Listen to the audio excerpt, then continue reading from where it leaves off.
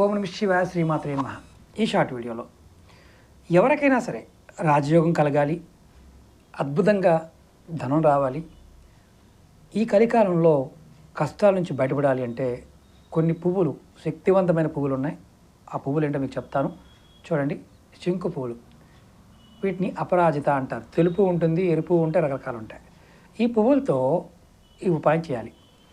ఎవరైనా సరే ఈ సమయంలో పంచముఖ ఆంజనేయ స్వామిని కానీ, కాళికాదేవిని కానీ, బగలాముఖిని కానీ, భైరవుని కానీ ఆరాధించేవారు శివుణ్ణి ఈ పువ్వులతో మాలగా చేసి మీరు మాస శివరాత్రి రోజున, అంటే ఏకాదశి వస్తుంది, ఆ రోజున ప్రతి ఏకాదశి నాడైనా ఒక్కసారైనా ఈ పువ్వులతో మాలగా చేసి శివుడికి వేయండి.